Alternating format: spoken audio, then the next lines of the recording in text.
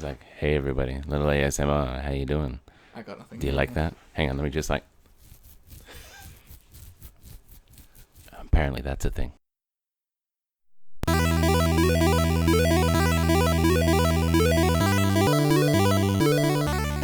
Hi, I'm Alan, and this is Popculture Pontification, the show in which we are not sitting where we usually sit, because I am moving and there are boxes everywhere.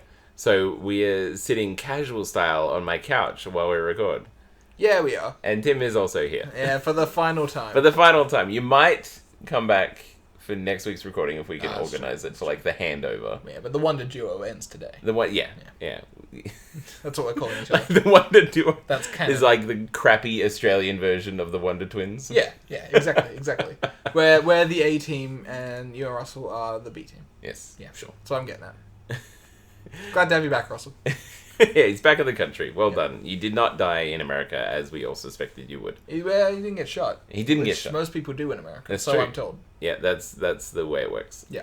So yeah, we're on my couch. We're on the couch. We're just like, this is like after hours podcast right here. It's a little bit sensual. It is, yeah. Like we're usually not within like reaching distance of each other. And we're sitting like right next to each other. I'm a little bit concerned.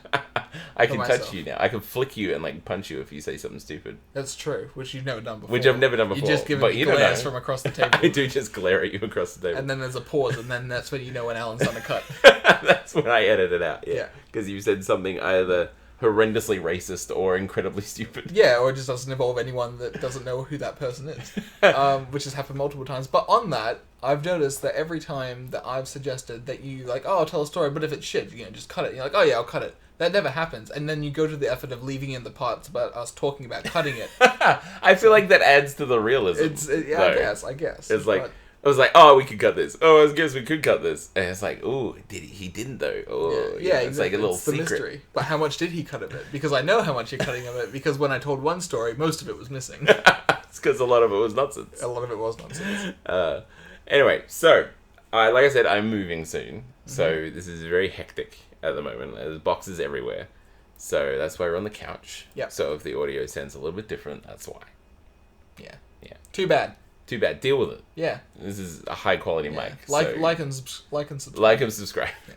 Which actually works because this will be on YouTube. Oh, well, there you go. There you go. So it's apparent. Tim is later than in the week than we usually record. Is it? Because, yeah, we usually do it on like a Friday or something, and it's a Saturday today. April Fools, you didn't do it yesterday. April Fools, yeah, we didn't do it yesterday. That was the fool on me for trusting me. For trusting you to show up and do the recording. Yeah. But what have you been doing today instead of being here earlier when I got home from work to record the podcast? Well, the first half of the morning was spent doing my homework for the podcast, which we'll talk about later, because this happens every week. It's pretty much every time you ever like...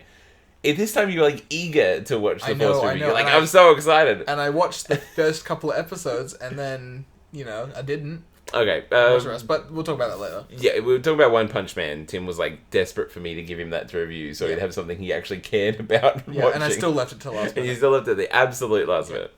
But no, this afternoon I was at Oz Comic Con in Perth. Yes, which is that just an Australia only thing? Yes, it is. They basically, the company beforehand, to give you a bit of backstory on those that don't know. This is you in the industry. In the industry, my industry knowledge. Yeah, your industry knowledge. They were originally founded by Hub Productions, which is a very shady corporation. It sounds super shady. I know, right? Like Umbrella Hub Productions. Yeah. Come get these hubcaps that are sitting in the back of a van. That we totally got legitimately. Yeah, it fell off the back of a truck. Yeah.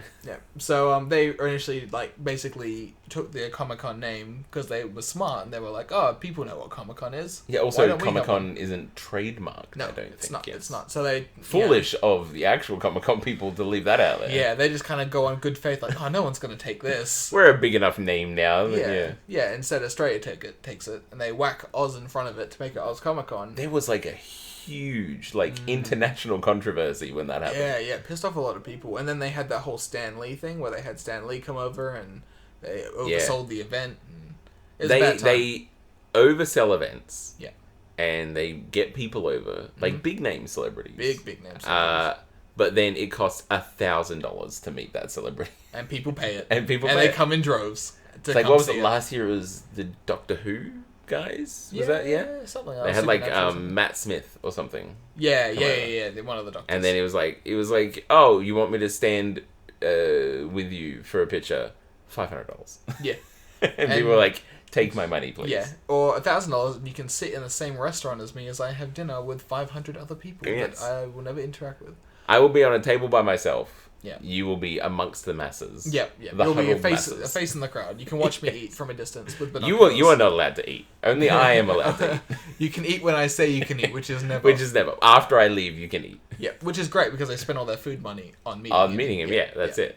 They can't make rent this month. But my God, they met Matt Smith. No, they saw Matt Smith. They saw Matt Smith. Meeting implies some form of interaction. Yeah, the meeting was the meat that they watched him eat. Yes, that's correct. There we go. So anyway, after that, we'll cut that if it's not relevant. Delightful tangent. Yeah. So Hub Productions ran it, and then they ran it into the crowd pretty poorly. But of course, people still came to meet the celebrities, but some people didn't. But anyway, long story short, they got taken over by ReedPop, which does PAX. Now, PAX, they know their business. Wonderful. PAX is great. So PAX Australia that started up is but the same people that do it in America. They came over here like, let's do PAX South Australia, whatever the fuck they call it. It was PAX AU. PAX AU, there you go. But like PAX South, but like South. South, like Australia South. Wicked South. Like, yeah. Let's go so south it gets hot again. Where do you expect to be that if you go south it doesn't get hot? Antarctica. Yes, but it was never in Antarctica. No, because no one's there. They were in America, and if they went south from America, they'd hit the equator, which is hotter. Oh, right. I don't know how geography works. This is a satellite thing all over again. This is anything to do with actual real life. You appear to have trouble. I feel like the globe is like a thermometer. So like the top is hot and the bottom is cold. Is cold. Yeah. So I was like, that doesn't make sense that Australia's cold. But then like we're in line with like Do you look at a mountain and get confused that it's closer to the sun at the top? Why is there snow up there? It does confuse me. Yeah, because it's closer to the sun. It should be like lava. It should be like on fire all the time. How amazing would it be if every mountain top was just constantly on fire? That would make climbing them so much harder. It would be make them more impressive though. It would do. There wouldn't be a lot of people. It wouldn't be like, I climbed Mount Everest, whatever. I put socks on today. It's 1,000 degrees up there. Yeah. Jesus.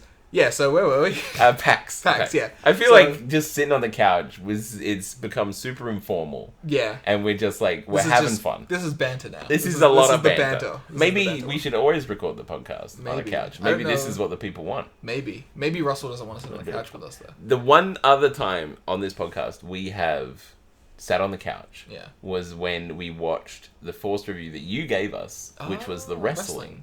The wrestling match between Undertaker and Mankind. Not Mantaker and Underkind. No. They're delightful alter egos. Yeah. The WCW rip-offs. And as we sat on here and we just riffed off the video. Yep. And that was a lot of fun. I enjoyed that. That was quality. Maybe we should shift the podcast to couch style. I like it. Yeah. Be comfier.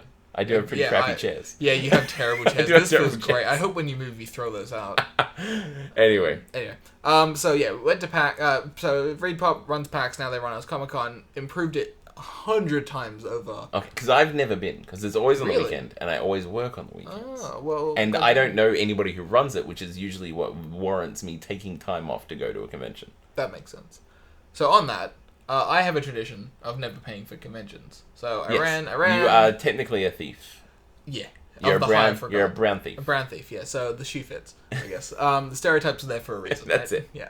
So ever since we ran YCon together, ran Panic, whatever you want to call it. I let you in on the secret that I shouldn't have let you in on. Yeah, which is that if you wear a high-vis vest and look like you're doing something important, you can get in pretty much anywhere. Yep, got me to Supernova every single year, including as of last year. And today, I got to the con at like 3 o'clock because I just couldn't be bothered going in the morning. And then I obviously couldn't whack high-vis on and walk then because there's people there and they're like, why are you in high-vis? You're not setting up. You're not setting up anything. You could have possibly gotten through with like, I'm starting the prep for the breakdown. I could have, but I didn't think it would have been a ballsy move. It would have been. But I always keep a high-vis vest in my car for such occasions, so I had it with me and I could have done it. Instead, I called a friend who was in there who was working there. I was like, give me a free ticket. And he was like, I can't, they're wristbands. So we went out and he talks to front desk, and he's like, we didn't get enough tickets. So then they call over a gentleman who runs the thing, who I actually know, and I was pretending to be someone else at this point, because obviously I wasn't supposed to get a free ticket. And I was like, if anyone else, my name's like Adam. this person comes out that you know, and he's like, Tim? And you're like, no. Yeah. That's what happened. He came out, he was like, oh, Tim, he's the pixel guy. And I was like, yeah, man, we're here with Glitch. And he's like, oh, you don't have enough tickets. How many do you need? 1, 50, 100? That's what he said. I was like, what do I have to do to get you into this convention? Exactly. And I was like, you're such a great guy, man. Like, the funny thing is his name is Guy, so I didn't want to know. I was like, you're such a great guy, but now I've said it. You're such a great guy. Yeah, but I said, you're such a great man, Guy. I don't know. You're a great man, guy. You're a good guy. And he's like, yeah, no, how many do you need? I was like, just one for myself. I was like, well, here's 2. Here's 2. Enjoy the convention. Just in case. Just in case. If you lose that one, you've got to back up. Enjoy the con. I was like, thank you so much. How big a piece of shit did you feel? I feel terrible. I feel so bad, because this is after my lovely fiancée, Kara, decided that she would pay for us Comic Con. She's like, they're run by good people. They do a good job. I'm going to support them. I was like, now they're not run by those filthy hub productions. Exactly. Those filthy mongrels. But, and she's like, I'm going to give them my $60. I'm like, I'm sure they're going to survive without your $60, but sure. But so Tim, if everybody thought that way, then it wouldn't exist. That's true. Hopefully no one else thinks that way. But, so Kara walks off, she goes buys her ticket. In that time, I've been given 2 tickets. She comes out, she's like, I bought my ticket. I was like, I have one for you that costs nothing. And she's like, well, I'm a good person. And then off she went into the con. And I was like, alright, well, that's fair enough. Well played. So yeah, no, and then the convention itself, exactly the same as always. Boring. Like every convention Like ever. every convention ever. You walk in there, it's like, what do I feel like buying today? Oh, nothing, because I spent $60 on a ticket to get in here. You didn't. Well, You got $60 burning a hole in your pocket. I know, well, that's true. But I'm also poor as shit, so I didn't actually buy anything. But I'm going back tomorrow, so maybe tomorrow we'll have better luck, because I'm actually looking for a One Punch Man figure. There's not many. Exactly, but I've been told there is one that's quite elusive that I've been looking for. So, and I don't really have, like, the collector bug. Yeah. Like, it's just something that's never really... Like, I collect books, I guess, Yeah. but that's about the only thing. So, like, figurines and all that sort of stuff, I've got a few, but it's never something that's, like, driven me. Yeah. You know? Well, when you get this new house, you can finally have them on show. I could, yeah. Which excites me. I like your figures, they're nice. But, more to the like, oh, it's the same old convention. However, lo and behold, I'm going to take you on a trip down memory lane to a For time... only me. For only you and the people on the podcast, because we've talked about this before. Okay, all right. And about my illustrious, well-documented and, like, Hall of Fame-worthy career history. And I used to work for a company called Toys R Us, as we all know. Correct, yes. And it's been well documented. You told us many a story about people hurting themselves outside of your store. Yeah. So, on that, Toys R Us, whatever, big company, they sell toys, they sell pop culture stuff, they used to sell video games, you know, it makes sense. They went... Did they stop doing that, actually? What? Video yeah, they stopped that a while ago. I got to smash the section that it used to be in, which was heartbreaking, but also really good, because whatever.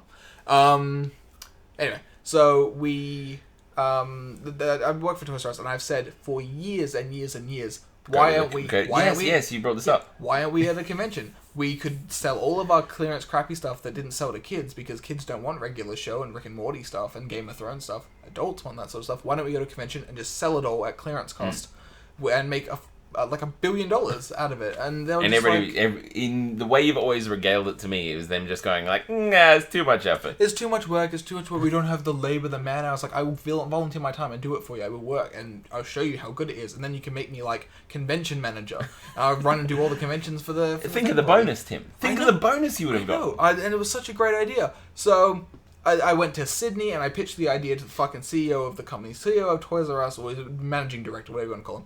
And I was like, this is a great idea, you should do this. And then they decided to do a baby expo, which I thought was really cool. So they did a baby expo at, like, a baby expo. They just had a bunch of Game of Thrones and Rick and Morty stuff. No. They did the Babies R Us section of it. And I don't know how it went, because I left as they were, like, sorting it all out. And I was like, oh, cool, maybe one day they'll open their eyes and see Supernova, and I'd be like, I'll be that guy there, and be like, I told you to do this, this is my idea. So what happens when I walk into Oz Comic Con today? There's fucking Toys R Us shit everywhere. Not only did they have a booth there, a very small booth, mind you, they fucking sponsored the event. They should have had a bigger booth then. They should have had a bit. That's the thing. It's like, oh, they got a really shitty booth. And like they had like two little things with stock on it, and I was two like, little tables, yeah. It would stock, which was like shit.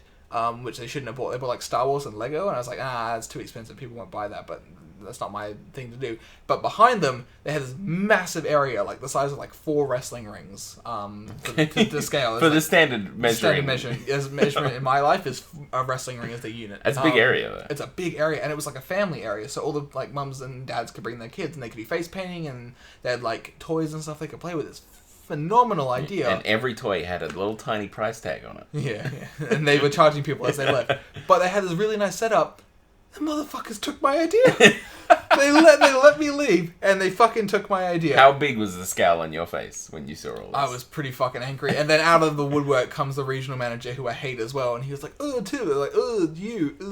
I was like, man, really wish they could have done this when I worked for the company, because I would have run the whole thing in every state. He's like, oh, well, you were just trialing it. I was like, it's a great idea. How's it been going? He's like, people are buying lots of stuff. We're going to run out of stock. I was like, what a surprise. Who would have thought? Who would have guessed? Who would have thought selling toys at a Comic-Con would make you money? Madness. So I was salty all day, and every time I walked past the booth, because it's right in the middle of the thing, I was just bitter and angry, and I was like, you stole my idea. This is my thing that you're making money off of. And they're doing it without me, and it made me very upset. But the silver lining to it, I don't know if you had him when you were in primary school. I know a lot of Australian people, like, you're not Australian. I'm not Australian? You are Australian. I am Australian. But you're like, I don't know if it was because you're older than me. I am, yes. So, did they have, like, the giraffe that came in the bus to teach kids about drugs? No. Okay. See, I knew you would get I had this. Constable Care. We had Constable Care, but he got phased out. I don't know why. But maybe the guy who... was a pedophile? He's a pedophile, maybe. Yeah. When you said constable, I thought it was constable. So, no, but we had this, That's usually the way it goes. It's like, every, like, big child entertainer seems to just... 20, 30 years later, turns out he's a kiddie fiddler. Yeah, a kiddie fiddler. Good lord. Have you never heard that term before? No. It's like a superhero name. Or supervillain. It's like, he's a kiddie fiddler. That's so weird. You want to know another phrase for someone who touches kids? What? Called a rock spider. Rock spider? That's weird. Generally it's what they call kiddie fiddlers in prison, because there's like, apparently there's a spider that sits on rocks and preys on people. I don't know the actual etymology of the word, but that's something that I heard back when I used to work with rougher gentlemen. Well, damn. That's a weird way to put it. But there you go. I did not work with pedophiles, but... Yeah, okay. I just worked with people who had been to prison. Oh, wow. Where did you work? There's truckies and stuff like that. Alright, fair enough. So anyway, on that level... Now that we've tangent off into different names for pedophiles, so let's go back to talking about Toys R Us. Well, no, I was going to say the silver lining. So, obviously Toys R Us has this giraffe as their mascot, Jeffrey the Giraffe.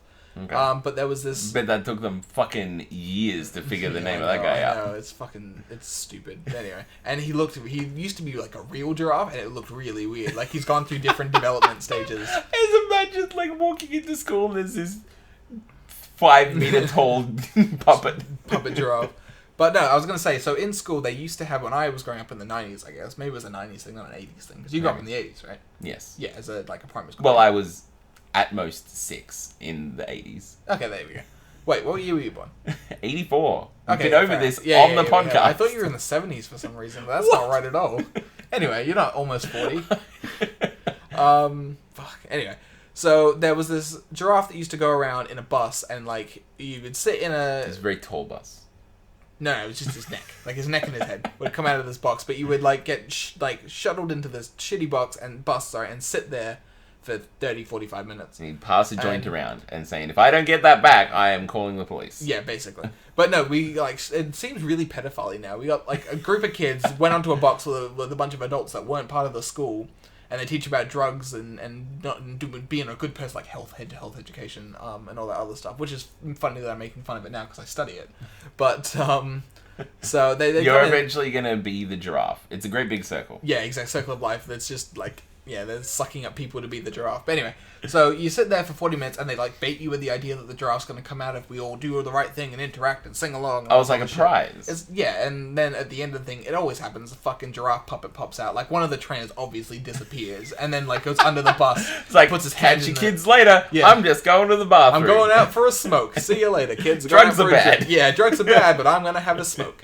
And then the fucking puppet pops out of the box and he's like, everybody goes mental. And everyone like loses their minds, like, oh my god, it's Howard. He's like, oh, drugs are bad, kids, or whatever. Like, it sounds like Chef from South Park. It's like, whatever you do, don't get a coke can and turn it into a temporary bong. Yeah, as his eyes are like bloodshot. like I do. Everybody's like, oh, what a great idea.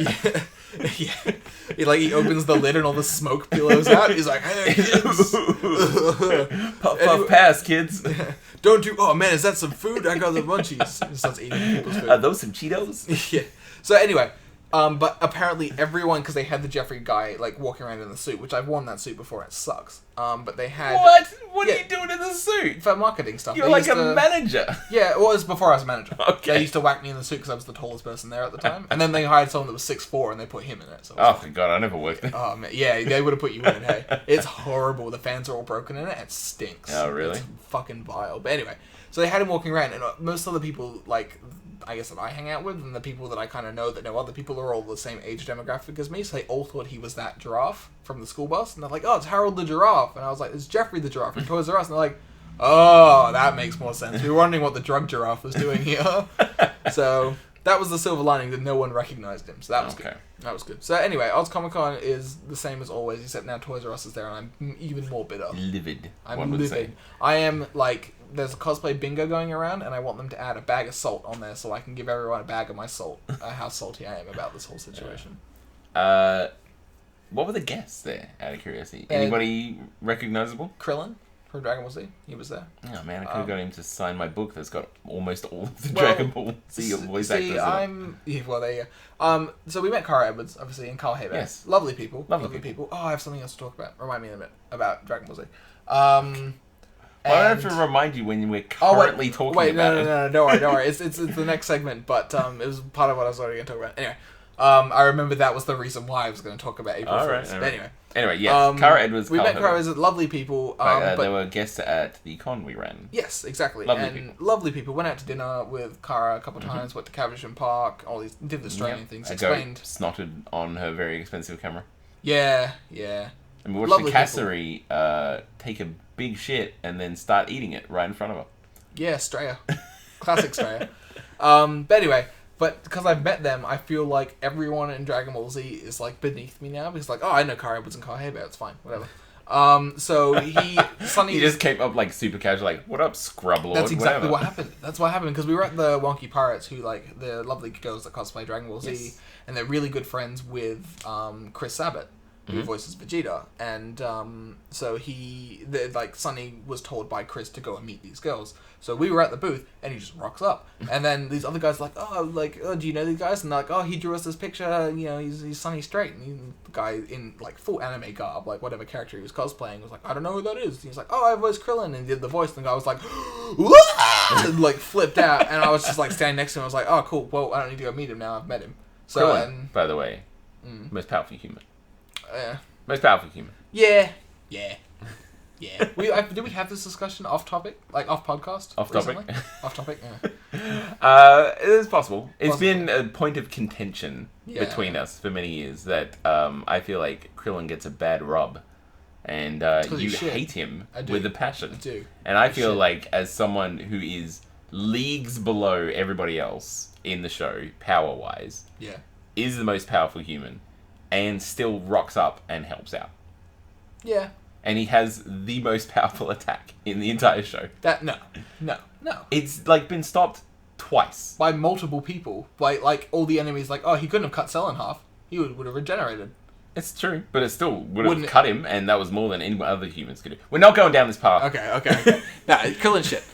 He's amazing. Anyway, so yeah, Oz Comic Con was a thing. Toys R Us is there. I'm super salty. What did you do today, Alan? What did you do this week? Well, I was going to say, don't ask me what I did today, because I went to work at an ungodly hour like I do every weekend, and then I came home. Lucky you. But what I did do this weekend is that finally, Kung Fu Panda 3 is in cinemas. I'm so and excited. I went and watched it. Was it good? It was not the greatest. Oh, no. It wasn't terrible. Yeah. For those who have never really paid attention to the franchise before, it is very like lively comedy and all that sort of stuff. Yeah. And every movie seems to have a theme, like a moral. Yeah. In the first one, it was about trying to be yourself Yeah. and accepting yourself for who you are. Mm-hmm. In the second one, it was all about like forgiveness and like letting go of the bad things that have happened to you in the past. Yep. And all that sort of stuff. And in this one, it was very heavy-handed. In this one, I'm not going to go back and tell you about the other movies. Yeah. But in this one, it was all about him finding his family and learning about how to be a family. And like everybody should just be true to themselves and who they are and all that sort of stuff. And God, it was very heavy-handed. Like in the past, it's usually like the moral is wrapped in a good story. Yeah. And in this, it is not wrapped in a great story. Yeah. It's not... I love the franchise, so I don't want to badmouth it. Yeah. But it was not the greatest one. It's definitely the worst of the three. That's like, he goes into this village full of pandas. Yeah. And he's, like, trying to learn how to channel his chi, or ki, or whatever, however they want to pronounce it. This is like a spoiler. This is whatever. I don't give a shit. I don't think the You demographic... need to talk about it. I don't think the demographic of people who watch Kung Fu Panda and people who listen to this podcast, I don't think it's a huge amount of crossover. Yeah. I didn't see a lot of negative comments like, I can't believe you spoiled Zootopia for me. Anyway. It's all about him trying to go there because the pandas know how to channel chi, and he wants to learn how to do it because, like, a bad guy has come back from, like, the afterlife He got Dragon Balled. He got Dragon Balled. Got brought back from the dead. And the only way to, like, take him out is, like, chi. He's got to learn how to do that. Okay. And so he goes to this panda village, and there's, like, all these different pandas, and they all do different things. Like, a bunch of the kids do, like, hacky sacks and stuff like that. Yeah. And, like, it's all about, like, pandas don't walk downhill, they roll down hills, Okay. It's, like, all that sort of stuff. Yeah. And then he discovers that this bad guy is fucking coming, and he's going to be here in, like, 10 minutes. Oh. And this guy has fucked up all the other masters. Oh, like, shit. he's killed, quotation marks, taken out. DreamWorks killed. Taken out all of, like, the Kung Fu masters in China. Wow. All of them. And he's coming for Po, who's the panda. Yeah. Because he's the only one who can stop him. Okay. And he's like, alright, well, I haven't learned how to do chi. Yeah. So I gotta, like, everybody needs to, like, be true to themselves and what's true about them, and we'll use your natural abilities to fight him. Okay. And he's, like, minions that he's got with him. Yeah. So, like... Wait, is Poe Jack Black's character? Jack Black, yes. Okay. And so, like, there's this female panda who's got, like, she's a ribbon dancer, basically. Okay. So, he's like, yes, ribbon dance. Great. Then he hands her a pair of nunchucks, and he's like, now use these. All right, you're good. Go. And then, like, the little kids who, like, do their version of, like, hacky sack. That's, like, what they do. He's like, great. Just do that, but kick, like, these little bombs. Okay. And that'll be, like, your offense/defense and all that sort of stuff. And, like, the pandas who roll down the hills, he was like, yes, roll into things that it'll be, like, your defense and all that sort of stuff. And then he's like, he's got this thing, you've never watched the movies. No, I haven't. He's got, the way he takes out the bad guy in the first one is a technique that he taught himself called the whooshy finger hold. Oh, God. Which is, no, in the movie is very funny, it's very great. Okay. And it's like, it takes out the first bad guy who, like, again, takes out everybody else. Yeah. In a much cooler way. And he's like, all I gotta do is distract this guy bad enough that I can sneak up on him and do a whooshy finger hold. And that'll, like, knock him into the afterlife. Because that's what it does. Okay. And so, you have all these pandas fighting, like, these reincarnated jade... like minions. Minions, you know, of the ninja masters, of the Kung Fu masters. Oh, right. And it's just like... And then he, like, sneaks up and does the whooshy finger hold him. It doesn't work because he's from the afterlife, so you can't, like, send him back there for some reason. Okay. But then, I'm not going to actually spoil the ending, but it's just so ham-handed about, like, Just be yourself, and everything will be fine. And it's just, it was like really grated on me. Yeah, I can imagine you wouldn't have enjoyed that too much. Like, you can handle subtle, but not like... It was just really in your face. Yeah. And then, like, at the end, he's now a chi master. And then he just teaches everybody how to be a chi master. Everybody can use chi now. Even, like, commoners and stuff like that. Why not? For no apparent reason. So it's the Avatar. Yeah, basically. Anyway, so I watched that. Yeah. Wasn't the best. Not great. How would you rate it? As a 3 out of the 1, 2, and 3 Kung Fu Pandas, it's definitely the third. Oh, I meant like out of 10. Oh, out of 10? Probably like a 6 or a 5. Ugh. Alright. That's upsetting. That's sad. So it's like the Shrek 3 of the Shrek world. Sure. Yeah. Or the third in any trilogy, basically. Which tends to be the big letdown. Yeah. Man. Infinity Wars are going to be shit for Avengers. Which, yeah, I guess. I mean, Iron Man 3 was not the best That was of bad. the Iron Pirates Man of the Caribbean movies. 3 was pretty bad. Yeah. What other franchises have gotten Shrek 3? Third, the first 2, Batman Begins and Batman, whatever the second one was, with Christian Bale. The first 2 were great. Yeah. Amazing. Fantastic. Third one, not as good. Wasn't the third one with the Joker that everyone loved? No, that was the second one. Oh. Third one was with Bane. Oh, with Bane. Yeah, that one was not that great. Not that great. No, that's not good. Yeah, I guess that's true. True, because like they keep having to ramp up. Yeah. And then they get to the point where it's just like, now we've crammed too much stuff in it, but this is what we have to do, and it's not the best. I feel like Avengers is already there, because Avengers 1 was great. Really, really good. Avengers 2 was not great. I didn't enjoy it. It wasn't as good. Yeah. But it still had great moments in it. Yeah, I had really good moments, like the Hulk versus Hulkbuster. And that was great, yeah. Then, like, Quicksilver dying and shit like that. That was really, really good. Which made no sense to me, by the way. Why not? He just shifted a car in front of the guy. Couldn't just step behind the car? Yeah, that's true. Super fast. Yeah, but he has to go film Kick-Ass 4. So he can't be in it. Is there even a Kick-Ass 3? I don't think so. I think it's just Kick-Ass 1 and 2. Yeah. Kick-Ass 2 was really good. It's not the best. The the first one was better. The first one was better. Did she say cunt in the first or the second one? Yeah, for both, I believe.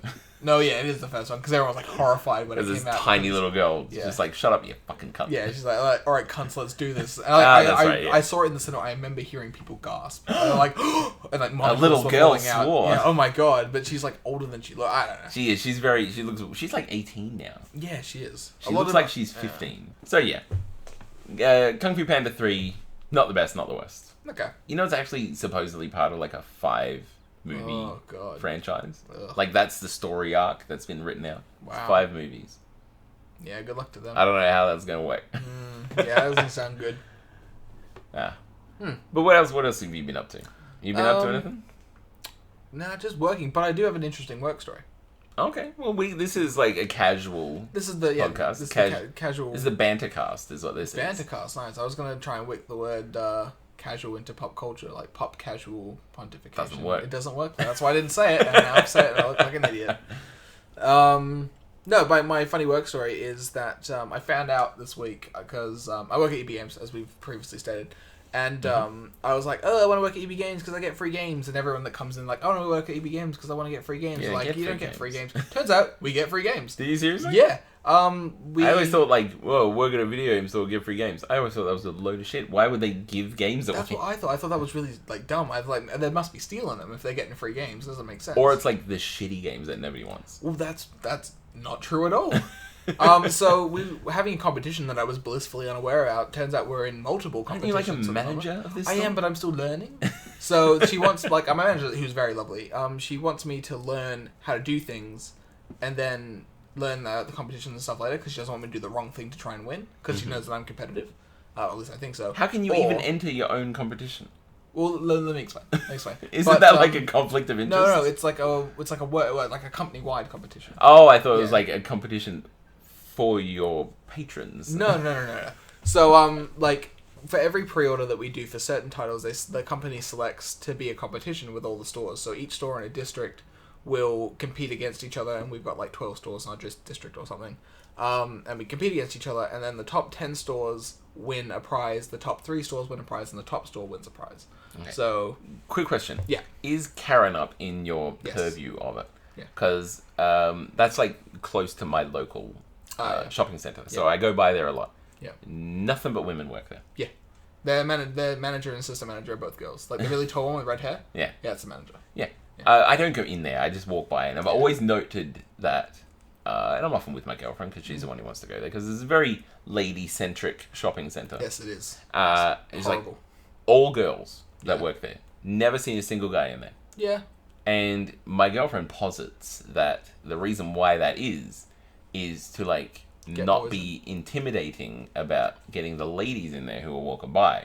Yeah. Because there's still like a big bunch of sweaty fat dudes in there. Sense. They're not going to want to go in there. Yeah. But if you got a bunch of ladies in there, they were like, oh, we're ladies. We're not going to be like ogled or heckled or anything by going into this store. That's true. So that's our theory. Whether that's the truth or it's just a massive coincidence, or the people who manage it are just massive feminists, I don't know. Maybe. I don't know. I know that they wanted to hire a girl for my job that I got. Yeah? Yeah, they wanted to hire a lady. You got long hair, so you that's exactly what I said. I was like, oh, I have long hair. I'm like halfway there. It's fine. All I need is a vagina. They like this guy. He's got a sense of humor. Yeah, pretty much. Hire him. I hope they think I've got a sense of humor because I make a lot of jokes. But anyway, so we have these competitions and there's select games that we have to do pre-orders because obviously we push for pre-orders because it gets money out of customers. Yeah, because they eventually don't end up buying the game, then you just take their money. Yeah, pretty much. The money's always there to be refunded and they never come back for it. Or they come in and they spend a whole bunch more because like I've spent $10. Like, cool, do you want to pre-order the next thing that comes out? Just like, push that product. Yeah, just that $10 is ours forever. We just transfer it across to the next pre-order that we know they want. But anyway, so we were in the competition for Far Cry Primal and The Division. Both games I don't want or don't want to play, but I thought were really cool. They're really popular games. Mm-hmm. I mean, I play the Far Cry. Yeah, and it's quite a good game. So yeah, I'm actually playing a shit ton of Far Cry 4. Well, there you go. So there you go. So on that, actually, a lot of fun. Yeah. Well, we've got competitions for No Man's Sky that's coming out, for Lego, for the PlayStation VR, and something else I can't remember. You can't just say for Lego. Is Lego what, Batman? Lego Star Wars. Sorry. Lego Star Wars. And like the top store usually wins like either like a custom made PS4. It's always PS4 related. Like a custom PS4 for that game, or the collector's edition for that game, or a bunch of shit that's like exclusive or whatever. That's the top store in each district. Would you then like run an internal store competition to see who gets the PS4? Well, that's the funny thing is that I don't know how that works because That's my first instinct as someone who is somewhat of a manager at my workplace. Is that the first thing I would choose to do if I got like something in would be like, okay, now we have this thing that like the easiest way to like not have arguments about who gets it would be to like run an internal sort of. And I suggested that as well. I was like, what happens if we win first? To my boss, once again, who's very lovely. And I'm still in probation period, so I have to be nice. But I was like, oh, what happens if we win the first place? You know, we get one thing. She's like, yeah, we get one thing. I was like, oh, so do we like do a raffle or do incentives? And she's like, no, I just take it home. Like I'm the store manager. And they send stuff for the store manager all the time. Like every time there's a big game release, they send a copy of the game for the store manager so they can play it. And is understand your the store manager a gamer? Yeah, kind of, but she doesn't like. But that's the thing that frustrates me is that she only likes Nintendo, which is fair enough. Nintendo's you can like Nintendo if you want. Yeah, absolutely fine. I mean, it's but far and above the crappiest console this generation. But go on. Yeah, sure. And then so they sent a copy of Naruto Ultimate Ninja Storm. She's not a big Naruto fan, so rather than giving it to say myself, who's a big Naruto fan, she traded it in and put it towards Nintendo for $30 or whatever it was worth. So, and I asked her that. I was like, "Oh, what happens when you get a game that you don't want?" She's like, "Oh, I just trade it in." I was like, "You don't give it to other staff?" She's like, "Not really." Seems like a pretty crappy manager from my perspective. I thought that as well, but then I asked a bunch of other managers, and they were all the same way. And it's just like an understanding that the store manager gets it all. That's the perk. Yeah, of being a store manager. So now that's my ultimate goal. But as it turns out, we won 2 prizes. So the top 10 stores, if you are in the top 10, you get a copy of the game for everyone in the store. So I got a copy of every employee in the store. So we got 6 Some copies. Of those big stores have like a lot of employees. Yeah. So we got 6 copies of The Division and 6 copies of Far Cry Primal to give to the staff. So I got a copy of both. And I wasn't even involved because I started the day before The Division came out and Far Cry Primal was already out. So I got 3 games for nothing. Out of curiosity, what platforms? Both PS4. So it's only ever PS4. You have a PS4. I do. I have every console. Yes. So that I never play. So I'm yet to decide because I get 20% bonus trade-in because I'm a staff member, and then at the moment there's 20% when you trade in PS4 games, 2 or more. So that shit stack? So it stacks. So I got 40% trade-in value, so I can get like $96 for the 2 games. That's a game. So that's a game, yeah. But then I don't know what game to get. So I'm in a conundrum. So people that are listening, they can leave in the comment section what games they think I should buy with my money, or if they think I should keep it. Yeah. And then I'll read them and do whatever I want because I don't listen to you. Yeah, feel free. Yeah. Feel free to leave a comment on whatever platform you're on to tell Tim whether he should just nut up and fucking play one of these games on his PS4 that's never been used. Never been used. Or whether he should trade it in and get a different game. Yeah. Thanks, fans. Thanks for the advice. What are the fans called? Poplars? We can go with Poplars. Poplars. I think that might be trademarked, though. Probably, yeah. I think there's a whole Futurama episode about it. About it being one of the few things that aren't traded pop. The only other thing that I have is I could talk about Far Cry 4 because I've just started playing that. That's not new, though. Okay. So, needless to say that it just annoyed me. It's a lot of fun, and I love the game. Yep. But it does the thing that always happens, which is, as I play... Have you ever played a Far Cry game? I've never prayed to it, no. Never prayed to it? No, I've never prayed. I've never played it. You don't have an altar to it? No. I don't have a church of Far Cry. Anyway, scattered around... apparently I can't talk. Scattered about the map is like these chests, and you can interact with them, open up, and it gives you some money and some items, like some loot that you can just sell. So you basically chests full of money. Okay. In regards to the fact that it gives you cash and things that you then go hold on to and then sell later. Okay. There's never anything in these chests that you keep. Fair enough. It's always like a small idol or like a bag of drugs. Yeah. A bag of drugs or an idol. Oh, it's or like a shark's tooth or whatever. Yeah. And you just go and sell it at a store or at a trader or whatever. Okay. And you use that to buy stuff. But as I play, and I tend to just like, the first thing you can like upgrade all of like your ammo bags or your syringe kit or your quiver and all this sort of stuff. Yeah. So you have like more of that item. So that's like what I focus on straight out of the gate because it's leveling up stuff. And I love leveling up stuff. Yeah. So I like do that. Skyrim sort of leveling up. Sort of Skyrim sort of thing, yeah. But except it's like you go kill animals, skin them, and then use that skin to craft higher value things that allow you to carry more weapons or more ammo and all that sort of stuff. Yeah, so just like Skyrim. Sure. And so I went and do that, but as I go around, I like clear out all these chests. Whenever I see a chest on the map, I'm like, well, I'm never going to be by here again. I might as well just go and interact with it. It takes 3 seconds. So I end up with like millions of dollars really early in the game. Yeah. And then I got nothing to do with it. And eventually, if you can't carry any more money, after I've reached like the maximum upgrade for my purse or money bag or whatever you want to call it. My purse. Yeah. My merce. In your fucking handbag. In my handbag. With your tampons. That's it. Then it's like you just interact with the chest, and it goes like, oh, I can't. You get the items, but not the money. But then you can't interact with it later to get the money again. Oh, well, so I'm like, stupid. Well, what the fuck am I going to spend this money on? What am I going to spend this money on? Yeah. So I end up just buying like every paint job for every weapon I've got unlocked, and you can like go into the store and you can buy like maps. Yeah. And these maps tell you like where all the collectibles are and where all the chests are. Yeah. And where all that, and you can just like zoom in on the map and I'll show you.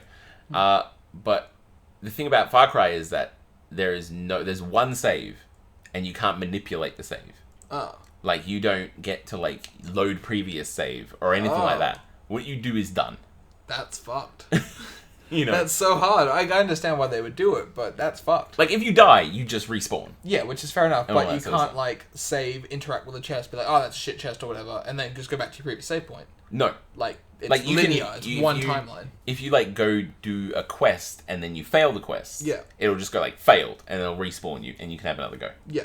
So there's no like consequences for trying and dying. No, but I was like, what? You can't time travel. Yeah. And it's like, what am I gonna do with all these fucking money? Like I can't pick up anything. I've got like $1.5 million. You know, what am I gonna do with all this money? So I go like buy everything, like ammo for guns I haven't even got yet. Yeah. Stuff like that. And then there's a tab for maps. Okay. And I was like, half the fun is discovering the locations. Yeah. Like, what's that over there? I'll go have a look. Yeah. And so I was like, oh, so frustrated that I just went, bought all the maps. And then I went to my map and I was like, oh, I've unlocked the location of every place. Yeah. You know, like every temple is now like a picture on the map. I was like, I can't go and discover that. Yeah. Because now I know it's there. Yeah. And I was like, shit. I was only initially going to go in there to buy like the location of all the chests and all that sort of stuff. Stuff that you just see on the map walking around. But then I was just like, how do I roll this save back so I can undo that mistake? Oh, I can't. You can't do it. And now, like, everything on the map, like, the whole area, like, you go to, like, radio towers, and you take out, like, the enemy signal, enemy broadcasts, propaganda, and you take it over for your faction. Okay. And that, like, uncovers the cloud of war, the fog of war, on your personal map. Okay. But so, like, areas that I've never even been to before, still in the cloud, in the fog, it's just like, oh, Temple of Pain. It's over there. Because so I bought a map for Northern Karat, which is the place it's in. Yeah. But that frustrates me. Yeah. But other than that, that's about it. Okay. There you go. The only other thing that I have taken note of that has happened this week is that Netflix, you might have heard of this because your girlfriend does nothing but listen to Netflix. Listen to Netflix. I'm sure she watches it. Probably watches it.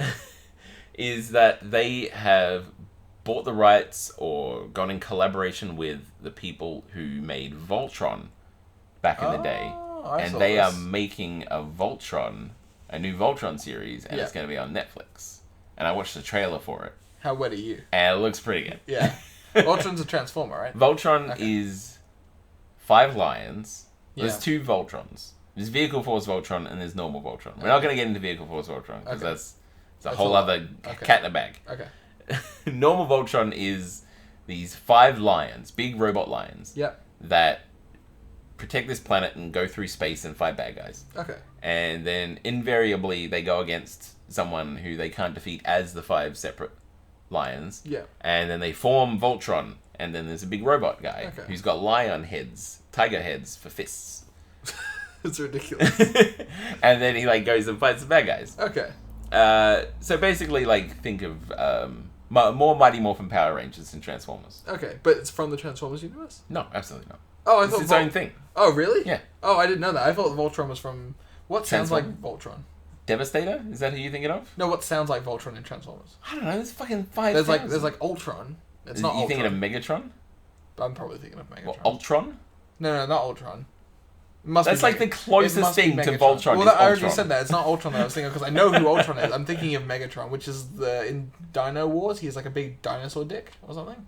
Yes. Yeah. But that's Beast Wars. That's Beast Wars. Not Dino Wars. The only Transformers I've watched is Beast Wars. I had a figure of it, actually. Alright. He's a big T-Rex. Yeah. Okay. Oh, sorry. I completely forgot. The only other thing that I've done that is a reference to the podcast that has happened a couple of weeks back is that the chainmail that I ordered has arrived. Oh, that's right. Now, you've seen this because you arrived earlier and you immediately started playing with it. Yeah, because I got a hand problem. That sounds weird. Yeah, I got a hand weird fixation. Way of phrasing it. Hand fixation. Got a hand problem. Yeah, because I'm a rock spider. You're a rock spider, yes. No. I got that. I started making some chainmail. Yeah. Yeah. It's currently like a big stripper chainmail. I'm not going to jangle it on. Tim just made like jangly motions of like entertaining a child by dangling your keys in front of them. It was mostly for my own entertainment as well. I was like, I just want to hear the noise, but I'm looking at it. I was like, I have to touch it. You can't touch it. So I've made like a stripper chainmail. Yep. It is very time consuming. Strip of chainmail, not stripper chainmail. Strip a chainmail. It's a stripper chainmail. Okay. It looks really good. It looks cool. Moderately time consuming, but it's a good thing that I just like sit in front of the TV and like have something playing in the background that I don't have to look at, because you have to look at what you're doing because it's very fiddly. Yeah. And I have no idea what I'm going to make with it. So there you go. Feel free to leave a comment if you have a suggestion of what I can make out of chainmail. This is a very audience interactive heavy podcast. It's good. That's what you want. Yeah, we're going to get either a new game or a great game playthrough and some chainmail. You're going to have to start Twitch streaming. Yeah. Yeah, well, both of us will.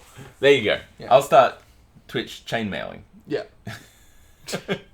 God, that would be so boring to watch. That would be the most boring thing to watch ever.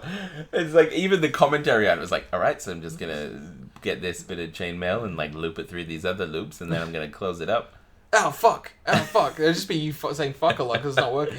Every now and then I do, like, miss a loop. Yeah. And then I close it together. And I'm like, shit. And then I gotta, like, pry it open again and put it back through again.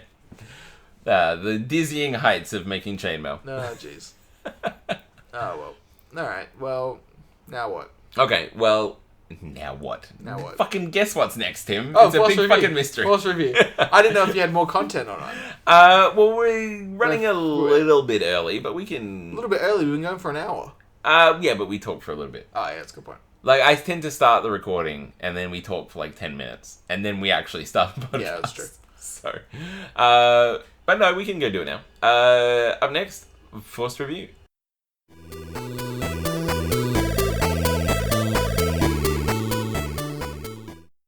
Forced Review is usually the segment where Russell and I force each other to watch stuff week about, but Russell's not here, so we've been really up and down on how we've been operating this. Yeah, Started out as initially me forcing you to watch good movies, and you going, oh, it's actually a really good movie, but then never watching the movie until you have to come over here. Yeah. And then you gave me one thing to review, which was an entire fucking series, and I watched all of that before you came over. Yeah. And you felt like a piece of shit. Yeah, you knew so much about Madoka. I was not prepared at Really all. absorbed the information. Yeah, That's you in did. my head now, forever. I can't get rid of that. Yeah, you retain information like a sponge. I didn't know that about you. I So, do yeah. remember a lot of weird stuff. Anyway. Yeah, it's impressive. And then a little bit behind the scenes, behind the curtains here. Last week when I was going like, oh, what should I give Tim to review this Live week? on the podcast. Live on the podcast, yes. I was like, what should I give you, Tim? Like, as you were on the other side of the screen after I'd made you watch one episode of One Punch Man, just going like, mouthing at me, like, One Punch Man! Yeah. Make a One Punch Like Man! scratching onto the table like so you could see it. It's a Morse code, like, Pretty I was a One Punch Man.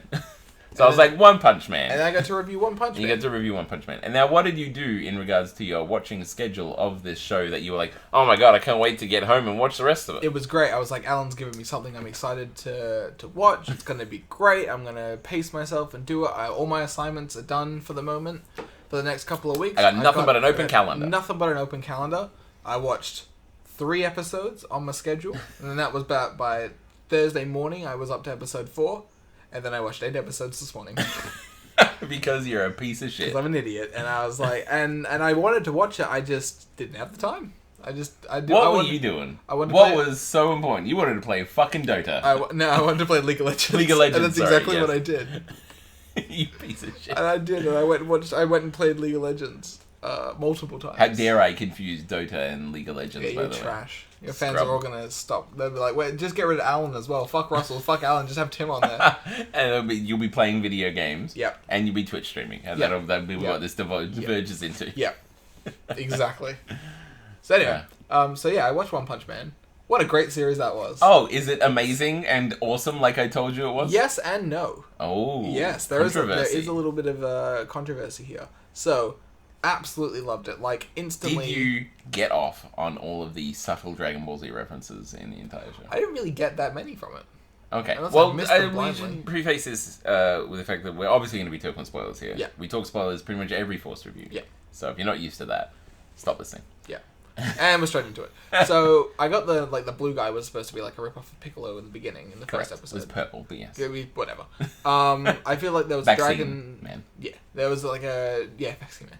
There was like, I felt like there was a Dragon Ball in there somewhere, like, subtly referenced towards the beginning, but I didn't really get that many more after that. They're not super heavy, but they are there. And it's Okay. quite often with the villains. Yeah, I did notice that one of the villains had the exact same facial, like, structure as all the villains in Dragon Ball Z. Yes. Like the way that animated and drawn his face was exactly the same art style, which I thought was really cool when I mentioned that. And did you get the reference at the final boss as a Dragon Ball Z reference? No. Quite often. Super Saiyan 3. Oh. Yeah. Not to mention he goes on and on about being able to heal body parts, like Piccolo. Like Piccolo, yeah. Oh, those aren't. Yeah, that's a bit of a stretch. Yeah. But he also does beam attacks Yeah. that looks almost exactly like a Kamehameha. Yeah, that's true. And he looks almost identical to Super Saiyan 3. Yeah. Well, I found that fight, like, you warned me beforehand. It's like, the Oh, it's last amazing. fight is amazing. It's amazing. It's a great fight. Wasn't my favorite fight in the whole series. My favorite fight... It's by far the biggest fight. It's the biggest fight, yeah. It's the longest fight because One Punch Man... One punch doesn't take him out in one punch. Exactly. Spoilers. Yeah, it doesn't. It takes him a couple punches. Yes. I think, like, And he two. has to get super serious. Yeah, he has to use his super serious punch. Super serious. Serious punch, yeah. Fucking hell. And I'm gonna wrap back a little bit because I remember. Can I guess what your favorite fight was? While you think about what my favorite I fight was, already have a I'm guess. going to good. I'm going to. I remember the reason why I didn't watch it because it was April Fool's yesterday. And you thought I was just pranking you this entire time. No. League of Legends always does an April Fool's event, and I wanted to see what it was. And That's it was one so day, good. though. It was so good, I had to do it for the rest of the night. Oh, God. That was my reasoning. So what do you think my favorite fight is? I think my favorite fight might have been between Saitama, Yep. who is One Punch Man, Yes. otherwise known as Caped Baldy, Kate Baldy. which is his superhero name, and Genos. Yeah. When You they're got it. training, when You got there's it. like, Yeah. if we spar, maybe you'll let slip a secret of how you got your Yeah. power. Yeah. And Okay, I'll give a extremely brief rundown for those of us. 100 who sit-ups, don't 100 push-ups, 100 squats, 10-kilometer run every day. every day. No excuses. No excuse. That's all I do. Eat 3 times a day with a banana. Breakfast, a banana's okay. Yeah. I've seen the whole series about 4 times. I have to go home and watch it again with my girlfriend. Okay. Fiance. Saitama, One Punch Man, Yeah. the star of the show, the Shiro, The Shiro. who's the hero of the show, the Yep. Shiro. Yeah. It's a Japanese term, whatever Show you wouldn't hero. understand about. Oh, okay. How hipster of you. Yes. Is a superhero for fun, Yeah. as a hobby, who is so obscenely strong. Disgustingly strong. He finishes every fight in one punch. Much to his disdain. He's like starts off the show as quite a depressed individual. He actually says like, I don't feel things anymore. Yeah. I don't feel emotion anymore because everything's so bland to me. Yeah. And he's just a dude who just lives by himself. Yeah. And he'll like see something troubling on the news and he'll just go out and take care of it in one punch. Yeah. Quite often with a fair amount of property damage to go along with it. Yeah, that town gets rebuilt real quick. Yeah. And he lives in a moderately, it's not like super jokey, a comical universe. Yeah. So it's like, it's a comedy Yeah. anime, basically, with him as the foil. And he's just super over the top, Yeah. ridiculously strong. Yeah. And then he picks up a disciple of Genos, who's My favorite character in the series. who's a android. Yeah. Oh, Cyborg. Cyborg, sorry. Who is a cyborg, who is obviously like the stereotypical hero. Yeah. You know, he's got things to strive for, he's got like limits to break and all this sort of stuff. And he wants Saitama to teach him how he got his power so he can be super strong. Yeah. And defeat the cyborg. Defeat the cyborg that destroyed his village and family. That never came up again in the series. Well, the series isn't finished further. That's what I realized after I finished watching. I was like, how come There's no conclusion. There's no conclusion. What the fuck's going on? It's based off a manga Yes. that was based off of a manga. Yeah. A guy just started drawing this manga. Yeah. And then it got super popular because he was viral. just like super consistent and he just did it for like fucking ages, years. Yeah. And then this actual manga artist was like, this is fucking awesome. So they started collaborating. One is or Oni, I don't know how he pronounces it. Yeah. It's O-N-E, is the guy who does the original manga. And Oh, yeah. Murata is the actual manga artist who's Okay. like, this shit's awesome, let me redraw it in proper manga style. Yeah. And then it got even fucking more popular. So of course it got turned into an anime. Of course. But yeah, really, really good. Really, really It's good. animated beautifully. It is so insanely well animated.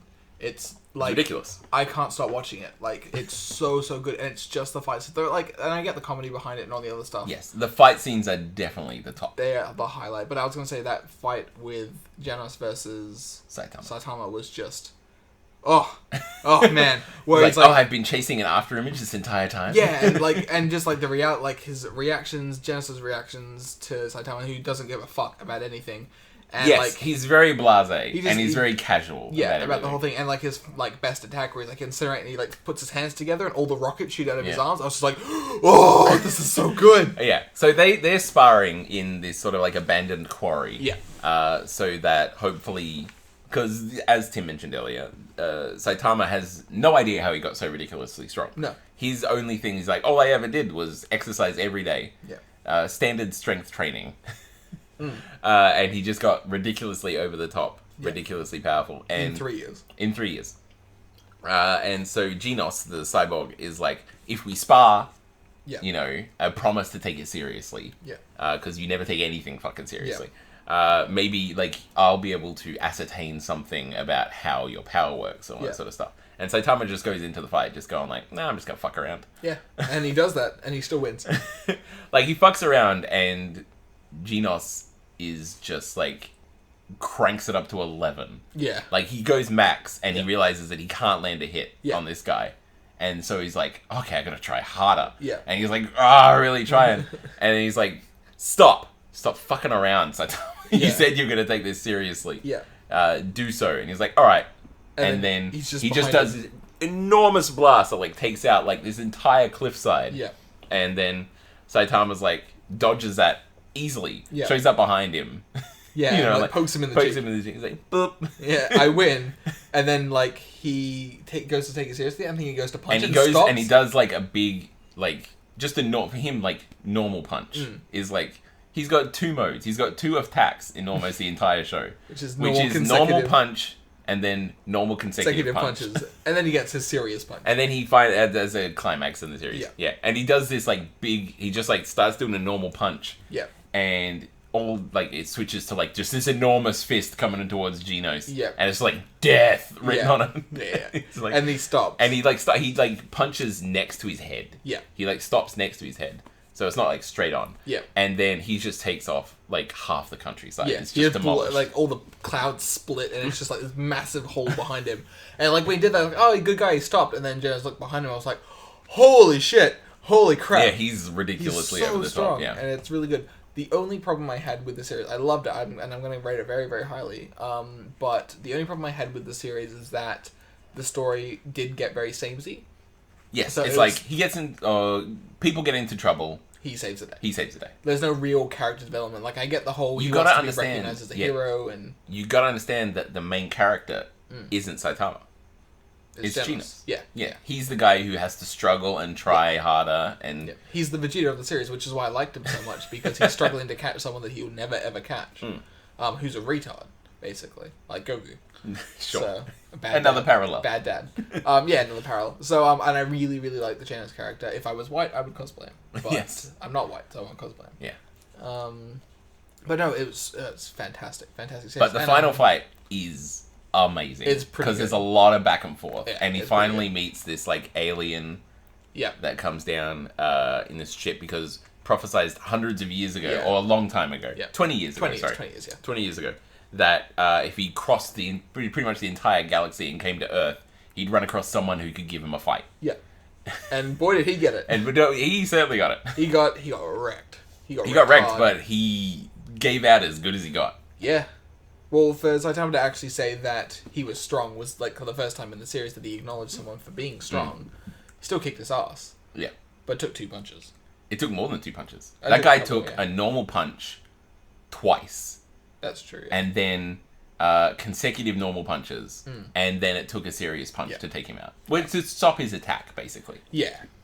Because he burnt up all his energy on the final flash, basically. The final flash. The big attack. Yeah. And then... I can't remember the name of it now.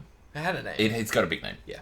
Like Galaxy Destroyer or something. Meteor Storm or something. Anyway, not important. It's like a Final Fantasy type.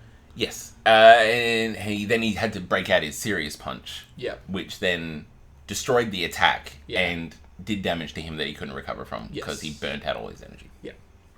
But yeah, great series. Great series. Really good. I'm going to have to go home and watch it again because... Or you could proceed to read the manga, which is about 10 episodes further ahead. Okay. Well, it's a bunch of issues ahead, but it's of an equivalent of about 10 episodes, 8 episodes or so. I might have to read It's getting to the point in the manga, in the Oni manga, yeah, that it's reaching another climax where they would start doing another series. Oh, cool. Yeah. I'll have to check that out then. Yes. Now, I have another question for you. Sure. Out of all of the S-class heroes, other than Genos... Yes. All 17 of them. All 17 of them. Who is your favorite?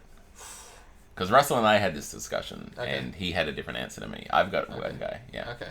I have to think about them. Because not all of them are... Well, not all of them really do much. Yeah, that's the thing. There's like a core of 5 or 6 you sort of show I already know off. the answer. Fucking number 2, Tornado. Tornado? Yeah. Yeah? She's cute. And she's cool. I like her powers. Oh, she's standard just Esper telekinetic. stuff. Yes. Yeah, the Espers. Yes. So I'm gonna guess yours. Go on, It's best not one. gonna be the samurai. I feel like Russell's was the samurai. Yeah, I believe it was, yes. Yeah, nailed it. Yours would be the old man. Whose name I forget.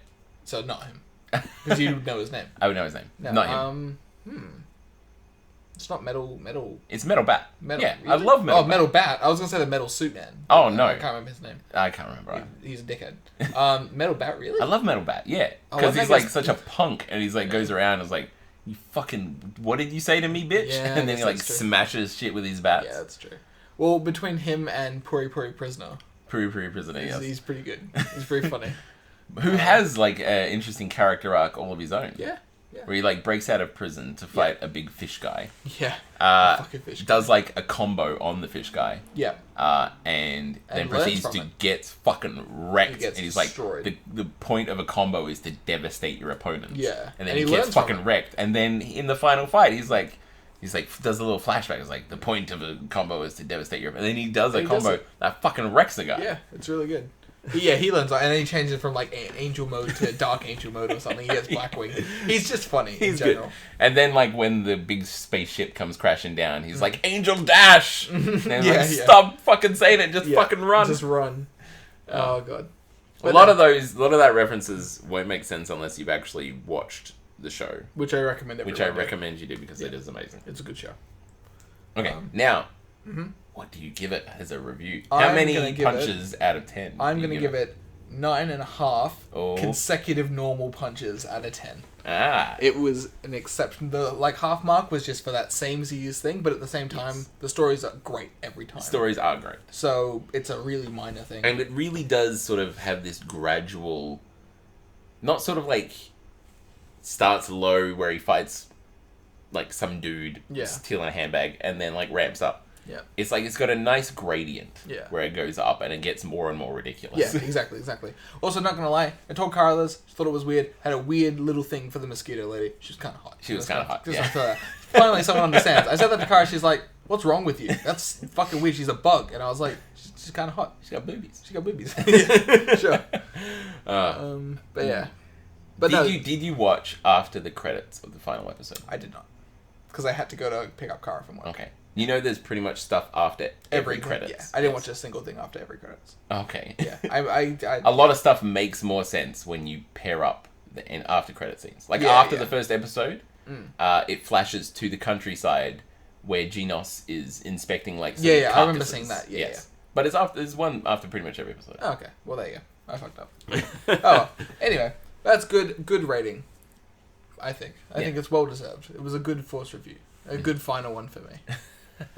Well, I don't know if you're going to be on next week, so I don't think we can. Well, actually, no. What am I talking about? I'm being an idiot. We can't have a force review next week Because Russell already has because one. Russell is back, and I have to finish reading that book. Well, there you go. So there you go. It all ties up nicely. It's going to be back onto me. Yeah. Now, whether you're going to be back on next week or not depends more of scheduling issues. That's true. So this might be the final time you're on the podcast for a little while. Thanks for having me. You're welcome. I had a good time. I'm going to start my own podcast, though. It's called Pontificating Pop Culture. Okay. Yeah. I mean, that still works as a title. Yeah, I thought so. It's just going to be me live streaming you recording this podcast. On You're Twitch. like out in the bushes. Yeah, just with like a shaky cam. Alright. So if you've enjoyed the show, and I know I have. I have. I've I've enjoyed the casual version. I'm loving this casual good, style. it's good, I it's might nice. when I move into the new place, I might have to set up a bit of a casual. I prefer it recording because style. it means I don't have to like stare awkwardly across the table at you. I guess so. I'm concerned about how we've basically spent the entire time talking to each other and the That's mics true, to yeah. our left. Yeah. So I don't know how that's going to be on the audio. Recording Hopefully it'll be it's fine. gonna be shit. It's like, we're going to have to do it all again, verbatim. Oh god. We're going to have to memorize the I can't be previous this funny. hour and 20 minutes of audio. I can't be this funny without being racist a second time. That's fair enough. But yeah, if you like the show, you can go to the website in which there will be a blog post in regards to all the references here. Herein, of which we've had a lot. We've gone off a lot of tangents today. Yeah, we have. And you can email us at popculturepon@gmail.com, and the website is popculturepon.weebly.com. And if you want to contact us in any other fashion, just Google Pop Culture Pon. One word. That's pretty much... We're everywhere. We're all over it. Yep. Pick your pipe. Yep. Pick a pipe. And if you're Pick an feeling internet pipe. generous, you can also go to www.facebook.com/pixelexpo. Give that a like. Yeah, getting one final sling in there. Getting that plug. #sellout. But you should check that out as well. Because your convention that is getting there. It's getting there. It's getting there. We're almost at boiling point. We're getting so close. So close to the deposit on the convention. We're getting so close to 50% there.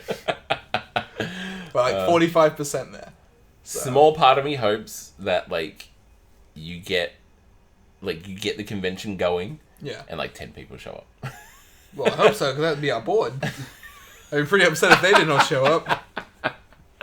Anyway. Okay. Anyway, so if you like this, feel free to come on back next week for another episode of Popculture Pontification. Sans Tim. Hmm? Sans Tim. Sans Tim. Yeah, Sans without Tim. Oh, right. I got you. You figured that out. You nutted the code. I thought you cracked the code. I thought after I spent all this time not being racist, I thought you were being racist by calling me a sand person. You son of a bitch. We're back next week. Made it 4 weeks. With Sand Tim. Popculture Pontification and the sand person. And the sand person. You son of a bitch. 4 weeks we made it. Well, yeah, we almost got there. We almost got there. Another curry joke.